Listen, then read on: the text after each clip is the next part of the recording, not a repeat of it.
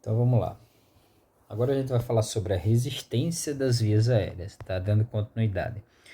Então nesse segundo vídeo, a gente vai ver como funciona a questão da resistência das vias aéreas e como calcular a resistência das vias aéreas. Então eu vou pegar ainda aqui esse desenho, né? Esse bem desenho, para a gente entender. Na verdade eu vou escrever primeiro. Normalmente vai estar assim, ou resistência das vias aéreas, tá? Ou resistência das vias aéreas, que é airway, né? No inglês, ou RVA. Então a resistência das vias aéreas, ela basicamente vai ser uma força que é dada, é uma força contrária a um fluxo, tá? A gente falou sobre resistência em outro vídeo na equação da pressão arterial. A resistência das vias aéreas não é tão diferente, tá? Então a resistência ela depende basicamente de pressão e de fluxo, ok? Então o que seria resistência? É uma força contrária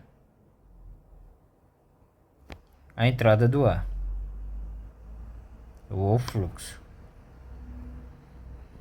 ou a entrada dos gases, tá? Então a força de resistência é tipo assim, aqui o ar está entrando, né? Então o ar entra aqui e os componentes que vão determinar se o ar vai conseguir atingir os alvéolos, uma quantidade boa e etc., são os componentes do paciente. A complacência do pulmão, a gente viu, se for um pulmão bom de complacência, que tem uma complacência boa, ele vai conseguir gerar bons volumes com baixas pressões.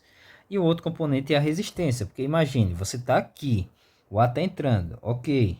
Você tem a via aérea aqui, né? Tanto a via aérea superior quanto as vias aéreas mais inferiores, de traqueia, brônquios, bronquíolos, alvéolos em diante, até chegar nos alvéolos. E de repente você tem, ó, uma rolha de secreção. Então acumula secreção aqui, ó, no caminho. E essa secreção, ela obstrui a passagem do ar, tá? E isso vai aumentar a resistência da via aérea do indivíduo. Então, se esse indivíduo precisar, o corpo dele precisa, vamos supor, de um volume corrente de 500 ml de ar, meio litro. E aí é gerada uma pressão. Você bota no respirador no modo volume controlado. Eu boto para entrar 500 ml de ar. E aí o respirador ele vai dar uma pressão para poder gerar os 500 ml de ar. Vamos supor que com 15 de pressão ele gere 500 ml. Só que aí ele está com secreção. E ele não vai precisar mais de 15, ele vai precisar de mais. Vamos supor que aqui aumente para 25. Ele aumentou, né? Eu estou exagerando, mas ele aumentou bastante a pressão necessária para poder o ar entrar e gerar os 500 ml de ar. Ah, professor, e qual o problema? Então, eu vou lá, programo no respirador 500 ml e porque eu calculei que 500 ml é o que ele precisa de acordo com os dados dele de idade, sexo, peso, altura, etc, né? E aí o respirador vai gerar os 500 ml de ar. Só que a que custo, né? Qual o custo que isso vai ter? Porque se ele der uma pressão muito alta, pressões elevadas aumentam a mortalidade, tá?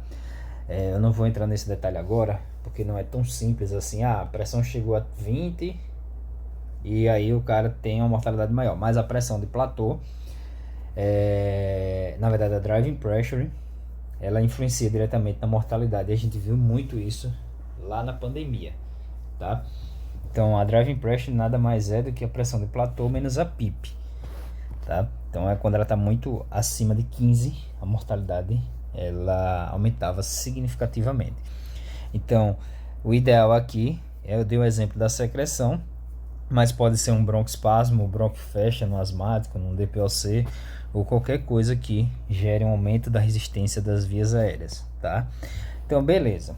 Então, a gente sabe que resistência de vias aéreas, né, é uma força que é dada contrária ao fluxo de gás entrando nos pulmões, tá? E ela tem ali aquela lei de Poiseuille, onde o principal fator é o raio. Então é o calibre da via aérea que é elevado à quarta potência.